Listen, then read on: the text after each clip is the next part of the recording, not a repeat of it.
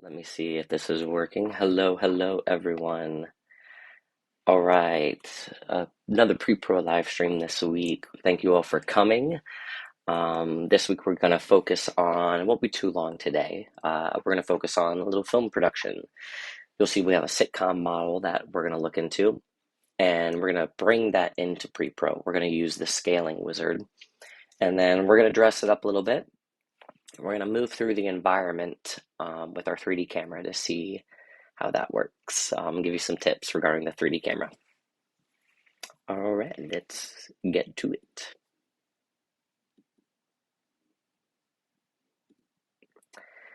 All right, here we are at the pre-pro menu. You've seen in previous live streams, we have referenced this before. We have our recent projects here.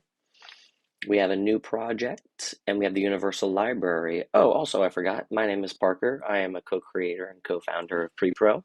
I will be your guide today. All right, let's get going.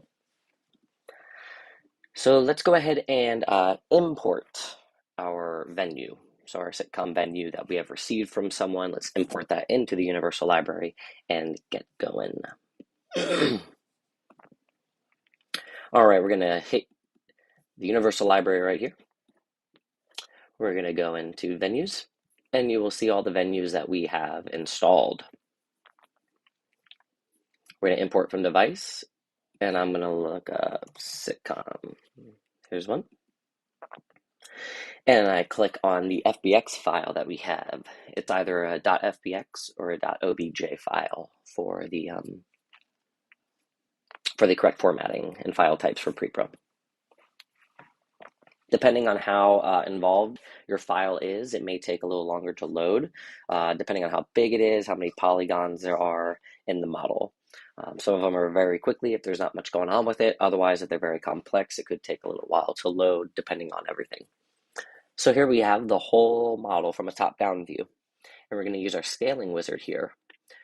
You will see, we went over this a little bit in another video, but we're going to go over it again to give you some brush up. This green line here, it is in a distance of feet, and I was told by the person who sent me this model that this model is 200 feet wide. So just take this green line, and I'm going to stretch it out all the way to the ends. It can be any dimension you know. Let's say they send you this model, and they tell you this room here in the middle is, I don't know, 10 feet. You can stretch this, type in 10 feet at the top, and then it will base the scale of the rest of the model on that little line.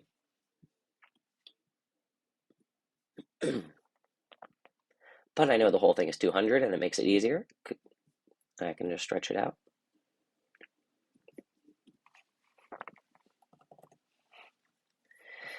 And 200. And I click the green check. And then you'll see it's down here, sitcom set.fbx1. So now that we have that, let's go ahead and create a new project, shall we? Let's click on new project. Let's name this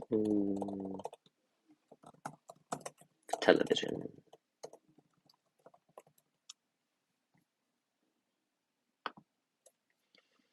Right, so in television, we need to import the model that we just put into the Universal Library into this project. So we'll come to venues, and you'll see there's no venues here. It's confusing because we just brought one in.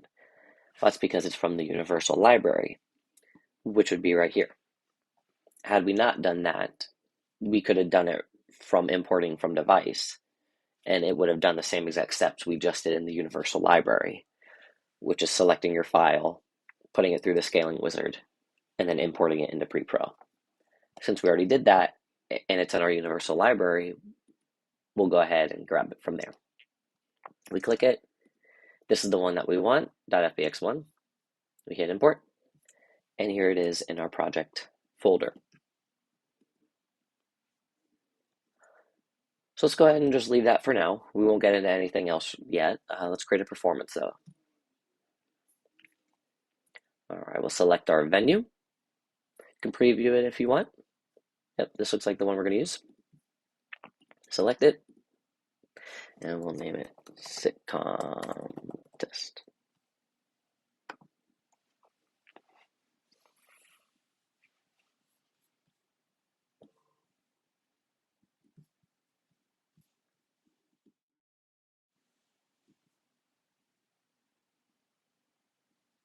And it's loading.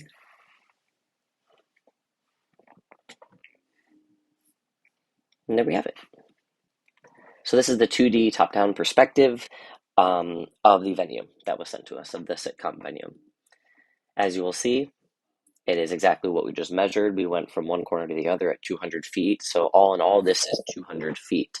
If I were to take the number line and I move it up here and I put it at 100, it'll go 100 each end, which would be 200 feet. But we don't really need to worry about the number line for this since it's TV.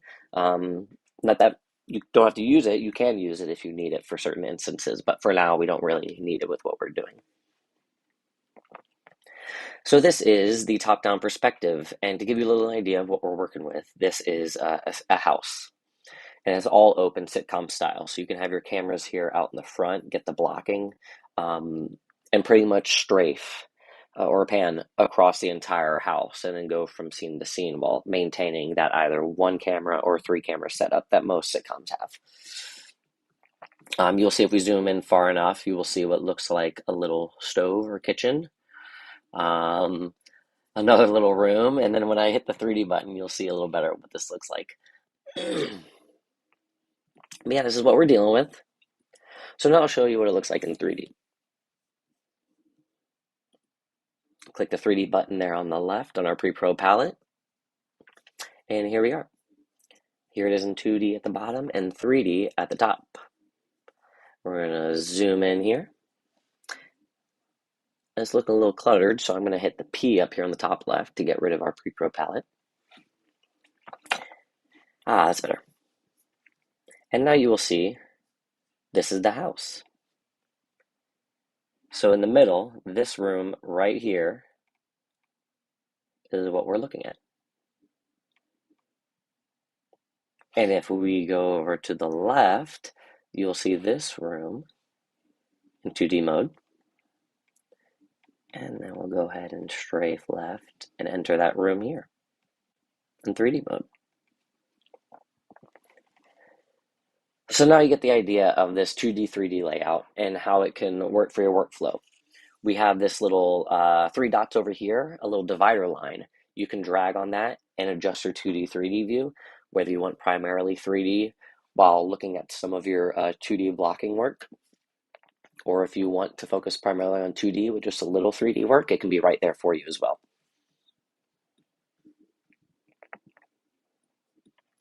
Perfect. So as I said, this was 200 feet across altogether, which means it should be scaled pretty accurately.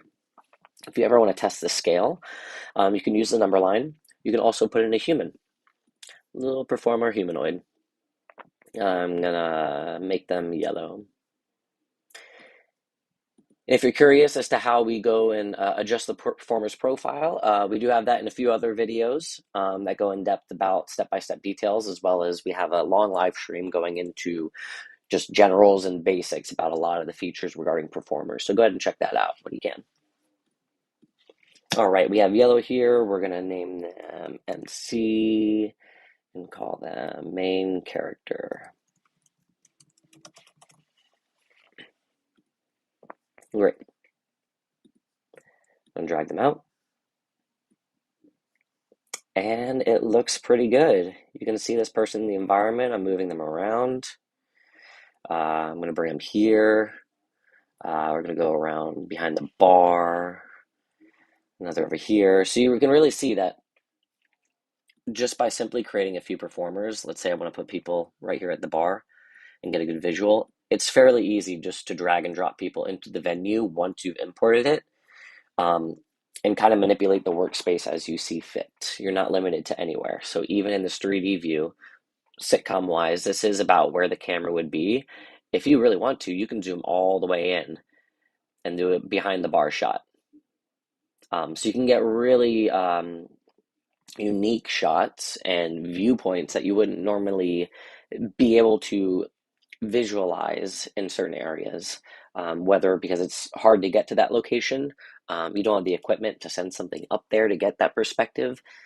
The camera within pre-pro will allow you to fly anywhere, really see anything from any angle, which is great because you can knock out all these shots that you have in line and either record them right then and there in the manner that you need, with the angles, the Dutch angle, anything you need, looking like the shot that you're going to produce on set and on location.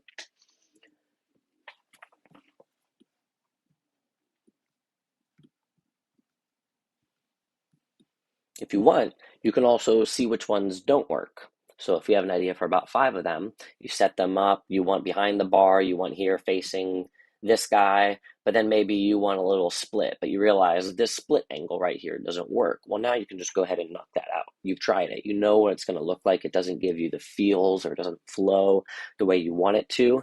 You can easily just get rid of it. You haven't wasted anyone's time. You haven't gone through laborious work to try and get a lens up there in the first place to just even see what it looks like. Really, you're dealing in this completely unlimited virtual world of moving around, of seeing sight lines, of seeing camera angles, of even blocking. If you want to reveal someone in a hallway, but they're coming in too soon, or you know it needs to be on this certain line, you can see what that looks like. You can see them creeping in the background if you need to at a certain moment and go, yeah, that's right. Or no, it's too soon. Let's bring them in on this line. You can get that sense of evolution in a scene as close to your vision as possible before you even get into any play space. All right, so you can see here, as we move the camera and strafe the camera, we're moving through different scenes. Here's a little living room. And here's the kitchen. You can get so many good angles, especially in a sitcom. If it's a typical 3-camera setup, it might be per room. So they might have one here. They might have one facing this way. They might even have one here in the backyard facing this way. Really, it's up to you how you envision it, especially when given a venue like this that will have certain requirements with the way that it's built and constructed. Gotta stick to those. All right, so let's dress this up a little bit. We're just going to have some fun. We're going to go through some tools that we used last time. We're going to touch on them again. So right now, let's go ahead and bring this 2D into the living room here. Great.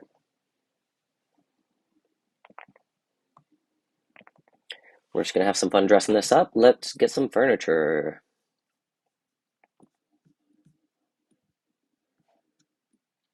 There's a couch, another couch. Maybe I'm thinking like a sectional. All right, I want to rotate these, so I'm going to double tap. It'll bring up our extra tools that we talked about, and then go ahead and rotate. Don't click and hold, otherwise the red light will come on. Just go ahead and start dragging. The more you click and press and hold, the red light and the P logo in the corner will turn on up here, indicate that you're recording. So if I press and hold too long, there it goes, and I let go, it turns red. We don't want that to happen, otherwise it will record a path node. It's okay, you just go and delete that path node, and you'll be fine. So I click out. It's not recording. We're not in recording mode, so we're okay. Same with this couch. I'll double click and I'll instantly just rotate it. I didn't press and hold. I just clicked, dragged, and started going to town. This is pretty good. I think I like that angle, although it doesn't look too adjacent to the windows. Let's do that. This looks a little better. Yeah. Great. So now we have a little setup, a little dressing. And you can go crazy with this, but right now I think that's the only visual I need is the couch, because that's what I'm going to do there scene-wise. This is pretty good in terms of there's not much in the entryway. That's okay. However, I do want to drop some people on. So with venues, the way they're constructed is they are a 3D representation of the model, which means that the walls and ceilings do exist. You can still move through them and elevate your performer through them. However, when you bring them onto something, it will drop them into the scene. Literally, it will drop them into the scene, which means if you have a roof on your venue or your theater set model, and there's something in the way, even if it's invisible, it will stop your performer or asset from dropping into the play space and they will stuck on the roof. So what we suggest is when you make these venues, any model, whether it's a neighborhood backlot set, whether it is a house like this, or a theater set design, we not request, But yeah, we request that you do it without a roof on, so that way we can get a clear visual from a top-down 2D perspective of the ground, and also it won't prohibit any of the work for anybody using pre-pro. So right now, if I go and I drop this Performer 5, and I drop them, let's say, onto the floor right here by the chandelier, they're going to show up on the floor. There they are. Because there's nothing in the way of the performer and the venue. There's no roof, so it just drops straight through. Same thing with assets. If there's a roof there, you're trying to drop a Pro Cube, it will drop on top. Then you'll have to double tap it, use the Z-axis tool, and bring it into the venue space. If you also had a roof on here that was invisible, it would block it, but you would be able to see everything. However, if you had a roof that wasn't invisible, if it was painted, it would drop on the roof and you wouldn't be able to see inside the venue at all. So we really need to get rid of those roofs in order to see and manipulate what we're working on. So I dropped this person on the floor. There was nothing in their way. However, that also means for stairs, you can drop them on stairs and they will be there. So if I want somebody up on this banister from when we walk in, I'll just go here and drop on the banister, and there they are up on the steps right up here. I can add another person and drop them next to it, and they'll show up right there. Same with the steps. It just drops it onto the object itself, whether it's a balcony or anything. Right on the steps, and they're on the steps. So that's a little bit about how the venues work with the roofs and everything, especially when you're dealing with film studio sets. There are no roofs sometimes. It's a bunch of scaffolding and lighting rigs. That's not necessary all the time for pre-pro, especially when you're trying to get these ideas out there or even pre-planned to then send to someone in the real space, and then they can look out for those things that are in the space. But at least they have the rough idea of what to do moving forward. Whereas if all that would have been crunched into that amount of time in the space with everyone there, or right now you can kind of finalize it, get it worked out all beforehand, so that way when you get into the space, it's not all crunched. Everyone has an idea. It's mostly ironed out. Everyone's a little more calm, and you can work more efficiently. So let's go ahead and dress this up a little more. We're going to go to this dining room, and we're going to add a few more furnitures. The black table here. We'll rotate it. Yeah, I'll make it a little long. Yeah, that looks nice. You can see it, like in a few minutes, I'm just adding some dressings. It doesn't matter if it's accurate. It's going to give a nice visual representation of what I'm kind of visualizing. So in this dinner scene setup that I need at least 8 chairs. I need 3 per side and then 2 at the end. Why? Because I know there's going to be 8 characters in the dinner scene. They all need to have a seat. All right, so I have it here, and you see they popped up here in 3D mode as well. And then you'll see as I go ahead and rotate them around, they'll start coming together.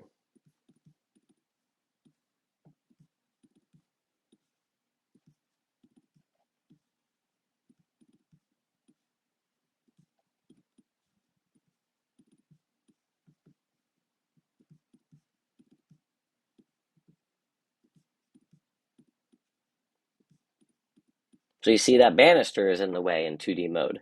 That is because it is above it. So that's what I'm talking about with the roof also. You'll see that I'm manipulating it under. Can't select the beam, so I have to get the chair because it is an actual object in the 3D environment. We'll take this chair, we'll bring it right here, and there you have it. If you have an okay dining room setup, we can bring this chair in a little bit. We'll get them tucked in. But otherwise, this is good for me. I like this. Let's move on to the kitchen. Well,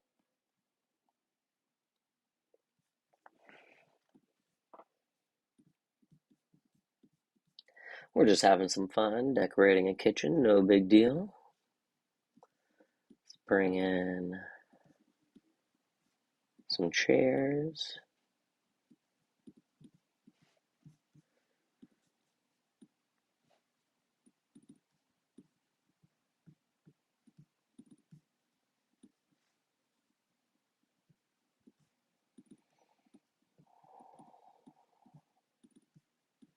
All right. And last but not least, let's add some bar stools. There it is. 1, 2, 3, and whoops, drop that one on top of the counter. Don't want that. Double click, delete. Are you sure you want to remove this asset from the venue? Doing this will delete any timeline data present for this asset. Yes. And there, we have a simple kitchen setup with some stools and a table. Although from this angle, I don't like that the table is that close to the stool. So what I'll do is I'll select all of them and I'll bring them this way.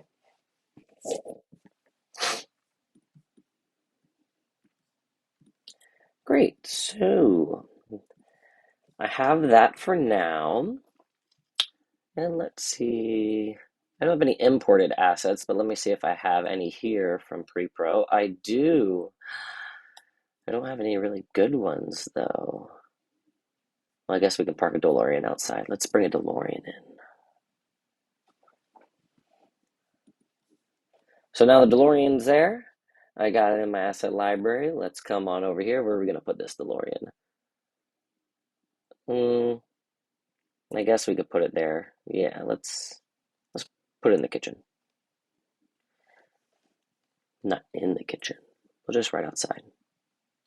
Right out here.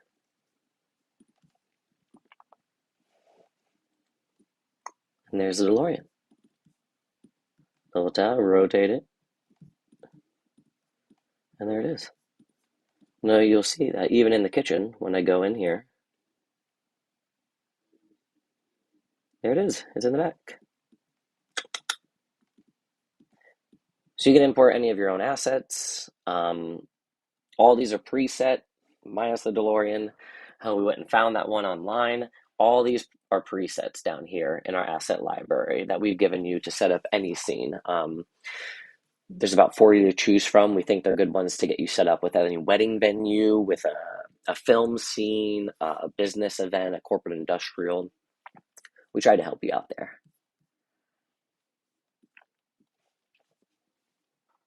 And any of these imported assets can also be any size. So if we go to our asset here, you will see that there's a champagne bottle. It could be a tiny champagne bottle if that's how I brought it in, but this one is about 6 feet tall, the champagne bottle. There are actual flats there you can see for the Nutcracker. Those are big, like actual 15, 20 feet tall sets. And same thing with the model. We didn't bring it in as a venue, we brought it in as an asset so we can do more with it. And it's not just the play space, it's an actual object we're moving within the play space. So I want to talk a little bit about the camera right now. We have the 3D camera here, and I'll go to 3D mode full screen, which is by double tapping the 3D button here. Just double tap, and then here you go, full screen 3D.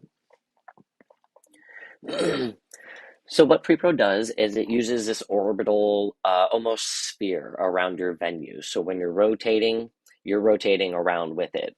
As I take the mouse, I click and drag, and we're rotating around. Same with up and down. So you're moving around it as if it's inside the sphere. When you go in,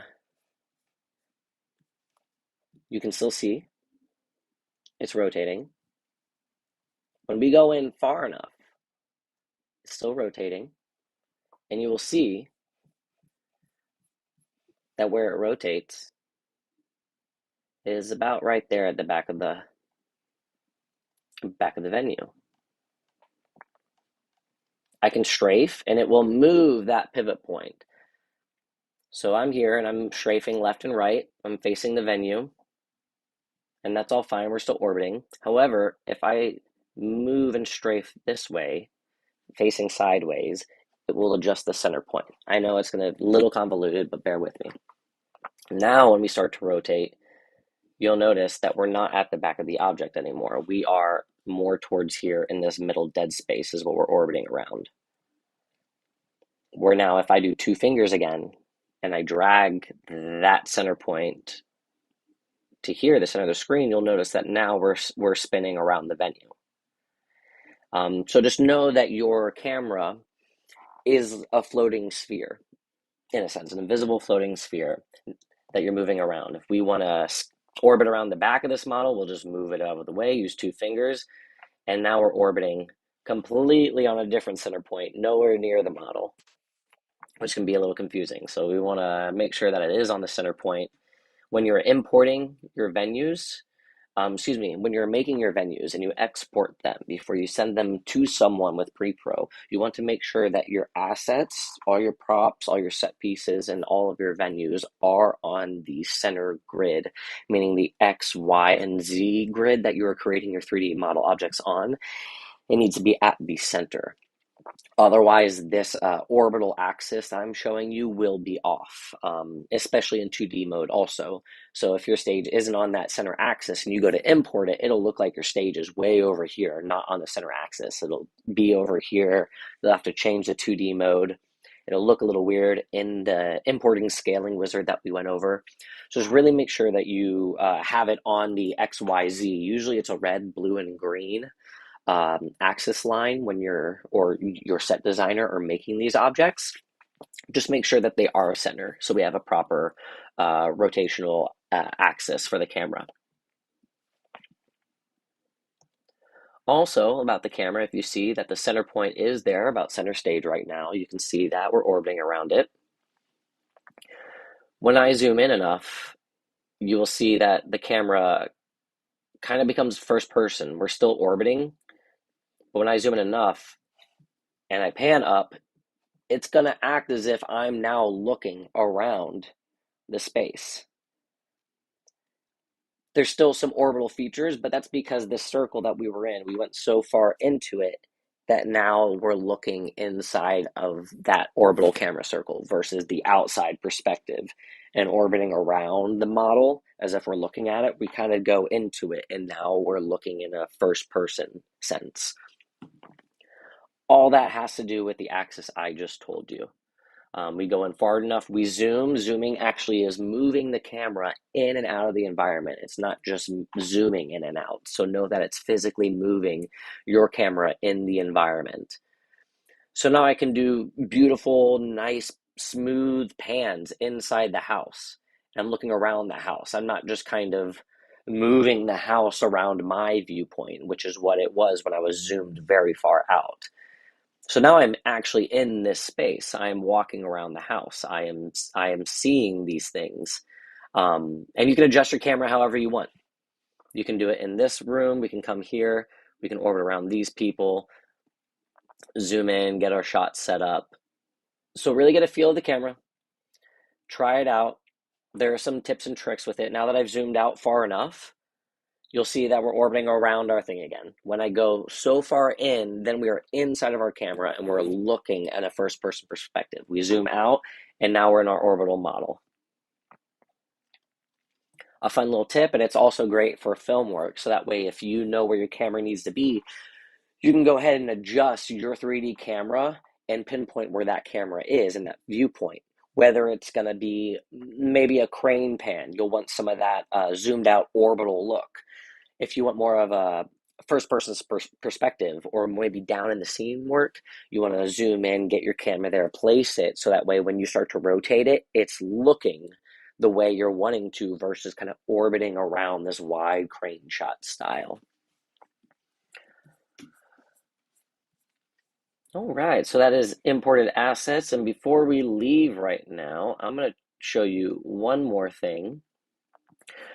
We're going to go to images to see if we have any, and we don't. So what I'm going to do is I'm going to import, let's say, just a few images, see what we got. So we have some costume designs here. I'm going to choose, let's go ahead and choose this person, this person, this person, and this person. Great. Actually, let's go with this guy.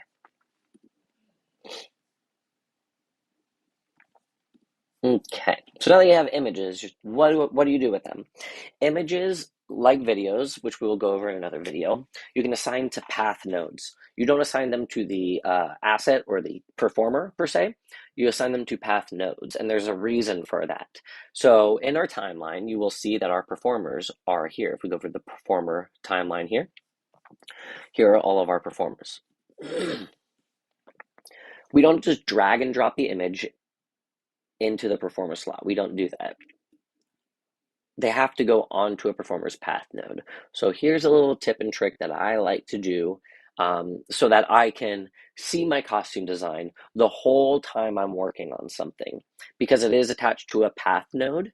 If you have a 2-second path node and you drag the image to it, the image will be 2 seconds long. If you want to make the image longer, you can go ahead and adjust the path node. You just have to reapply the image so that way it knows the timestamp of what it's applying to. That's what I like to do here. So in the sense that I want to move the image around like little dolls, I will go ahead and leave them where they are, but I'm going to assign a path to them. So let's do it for this guy right here in the middle. Let's enter both. Move the 2D over. Here we are. I'll show you the timeline here while I do all this. So here we are. What I like to do in order to see the rendering of the design on my performer the whole time I'm moving them around is this little trick. Tap on the performer and it will bring it to the timeline. It'll bring their selection to the timeline so you don't have to go looking for it. It's right then and there. Great, that's what we want. So what I'm going to do is I'm going to press and hold as if I'm going to record on the person, and I let go and the red recording light turns on the P. So it knows I'm ready to record. I'll go ahead and I'll press hold and record, and it's a little movement just like that, and I can let go. That's it. Now on the timeline, I'm going to zoom out, which means you'll pinch to zoom on the timeline. The way that works is you move your playhead, the yellow playhead, it will zoom in and out based on that location, not where you're touching. So if you touch way over here and you start zooming in and out, it'll start zooming in and out on your playhead. So always make sure that when you're zooming out, if I jump to 14 and I zoom in, it's starting to zoom in and out on that 14. If I zoom out and I do, let's see, move the playhead here, but now I'm going to start to zoom in and out on the 30 seconds over here on the bottom right, you'll notice that it's zooming in and out on the playhead that's over there. So just note to self, do that. What I like to do is I like to zoom out. I'm not sure how long this number will be, so let's just go ahead and see if we can stretch it out to a minute. That seems about right. We should be able to drag from our image gallery, press and hold, and just drag it on top of this person. And there they are. Ooh, it's really long. There it is. Nope, it's a minute. So now you will see that little itty bitty path node that we drew, which if you want to see, you can tap on this path and you will see that that is where that little path node is, right there. Very tiny. There's really no even path because it was just a little squiggle. But now I have that image there for the whole minute. I want to do more with Former. How do I do that? Well, now that the image is there for that duration, you can go ahead and take that path and just shorten it. Now when we rewind it, we hit play, and then the image is there with no other path. So now I can take this person again, and let's say I want them to, here, we want them to walk into the living room. And there's a little bit of a step down, so this will be fun. Let's see, we'll go ahead and take them, and you can drag them in, and now their image is still applied to them anytime you're moving them. If we did the image 5 seconds like we did with the original path, the image would go away and we have our mannequin. Again, there's a reason for that, for some costume changes. If you want to go behind a set piece and then come out with a different image, a different costume, you can go ahead and draw one path behind the wall and then the other path coming from behind the wall out. but with a different image. So you have one with one image and now the other path with another image to create a costume change. So there are reasons that we did this. Now, if I want to move them down, I will go ahead and click them. I think I like them going down like this, and I'm going to have them drop a little bit using the Z-axis in a second. So I'll leave them where they were. I'll hit play. This is where they were. I'll select them. I'll press and hold to record. And I'll record her entering the living room. Hello. Great. That should be enough. And I'm going to come down here. Whoa, she's really high off the ground. All right. Now I'm going to record a Z-axis. So I'm going to press and hold and let go. And you'll see the red button comes. And Z-axis, it's okay if you don't get it right. You can adjust how it works. So just go ahead and do a little bit and it'll jump some. There, that looks good. So I think that should be enough.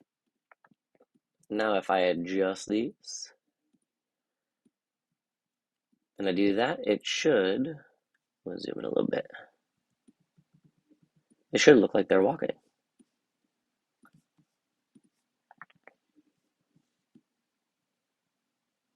And come into the dining room. Living room, excuse me. Hello. Are you there? Ooh, a nice little like lower. I like that. You know what? It's not what I was looking for. Easy breezy, we can fix this. So the Z-axis, I don't like it. I double tap it, I want to get rid of it. Delete. Let's get rid of it. Let's come back here. Where are you at? You're coming into, oh, okay, great. They stopped there. So instead of lowering, I want it to just drop immediately. There's a way to do this instead of having it more adjust it really small to where it snaps down to the floor. What I like to do is end where the previous path node was, double tap, don't press and hold on the Z-axis, just start to raise and lower. Right now, just kind of do this and get it going. Then you're going to bring it down to the floor. So right now we're about, yeah, let's say there. That's good. Now all you have to do is just regular record because you got them where you want. Record a regular path. And off they are. And they will be on that Z-axis. So there's two ways. You can draw a path, lower them by recording a Z-axis, and then recording another path. Or if you want, you can just record the one path, then adjust your performer's Z-axis. Don't record it, just adjust it. Now start recording that new path, and they will be at that adjusted Z-axis. So the recording of Z-axis is mainly if you want to see some sort of elevator or toaster effect popping up, flying out, flying in over a controlled time. If you want some sort of jumping capability in terms of, oh, I'm on this ledge, now I'm down here, like you saw with this lady, I'm in this room, now I'm walking down steps. I find it best just to record a path, adjust the Z-axis, don't record it, and then record that path, because then it will start to play the paths with that recorded Z, or excuse me, with that adjusted Z-axis. So you'll see here what I'm talking about. We're going to wind, and you'll see that now this path at the bottom, she's going, and then when this path starts, it jumps. I'll play it again so you can see. There, boop, it jumped. That's because at the beginning of this third path down here, the recording started with a different Z-axis than the previous recording. So it does recognize all of that, the rotation, the Z-axis, and the location of where you're at. Here we go again. And then it drops down.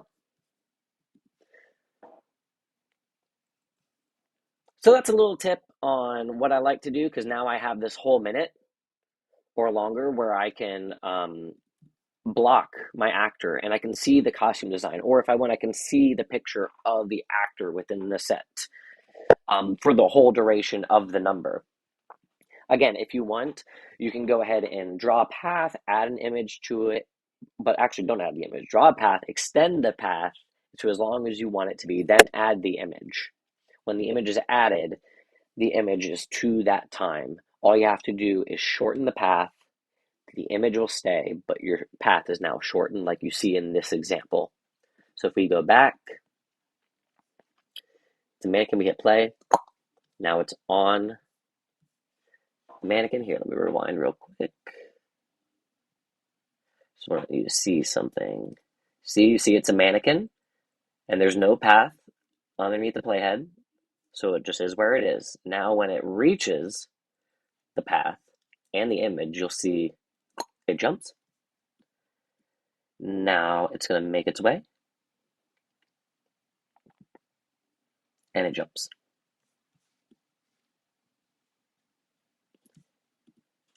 And this one scene, this one blocking, you can do multiple ways. You can do from the front that we did. You can do it from here, the doorway.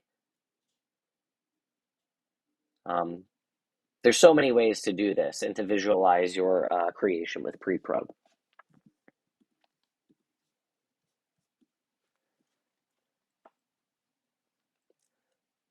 So while that was a little shorter today, I do hope you see how to easily just put in a sitcom style venue, or it could even be a film setup. It doesn't have to be sitcom or television. It can be a full 360 film setup, neighborhood if you want. We can do something like that in another example later down the road.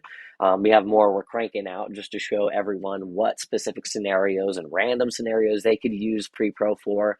Really, it is an unlimited, boundless virtual platform that you can create in, fly around and really create your dreams. And from a few minutes, we got the scaled environment. We got accurate costume or actor picture rendering so I could see what they'll look like in the space. We dressed it up some, even though it wasn't specific dressing. It got us what we needed to. But then we also added a custom imported asset, which was specific because it did need to be there, because that was one of the oddities that the scenic designer did send over to us to make sure that we had, because we knew it would be a little difficult in working around.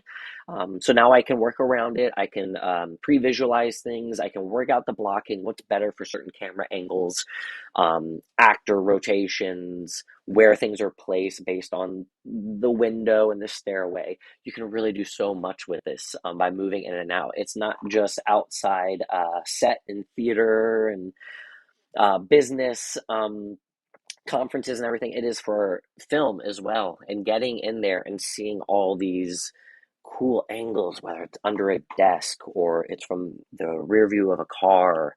It's really fascinating when you kind of get your camera in there and you hit the play button, you see your action happen, and it does evoke an emotion because you just did it in a half hour. You just said, hey, I want you to do this by then, to about 20 different things. And then when it works, you place your camera, you get your viewpoint, and it clicks, and you know you won. And in about 20 minutes, you won on example A. So you can lock that away. You can move on to example B if you want and figure out if that works. If not, no worries, scratch it, moving on to C. I hope this showed you how easily and how swiftly you can move with pre-pro and just flying through the environment. Also importing your own custom assets, bringing in, we haven't talked about script files yet, but I could totally look at the script side by side for that week's episode while I'm blocking. So it takes up half my screen. I can make notes, I can see changes, all right there in pre-pro, while blocking out all these different scenes in different locations on this one venue. Really, the possibilities are boundless. Thank you so much for coming this week. Again, my name is Parker. I'm one of the co-creators and co-founders of Pre-Pro. Everything you saw today in Pre-Pro is via the unlocked purchase version, which you get a 14-day free trial. So when you enter Pre-Pro and you create a project like you saw us do, and you enter the performance space, which would be just the 2D performance space like this, you're going to hit the settings icon on the bottom left. You're going to tap in-app purchases. And you're going to make your 3D purchase here, where you will get a 14-day free trial where you can try out all of these. Our free version, which you can download for free on the App Store, does come with 2 assets. It comes with all of our assets, but you can use 2 assets and 2 performers to get you what you want in your performance. But if you want to unlock the rest of the assets, the ability to import your own, use music, videos, images, really the full 3D pre-pro experience, go on and over to the in-app purchase screen, unlock your 14-day free trial, and give it a go. You won't be disappointed, and you will want to hold on to it, because once you realize that your dreams can come true as easily and quickly as they do with pre-pro, there won't be any going back. Again, thank you so much. It means so much for you all to stop by and to check us out. Really, we couldn't have done it without you.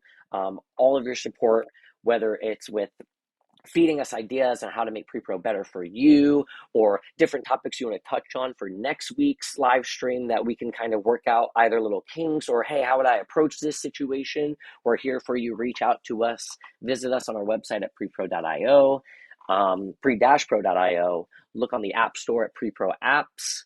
And check us out at Pre-Pro App on YouTube and all your social media platforms, where we will be updating constantly with new tips and tricks, new media examples, as well as new live stream updates for the future.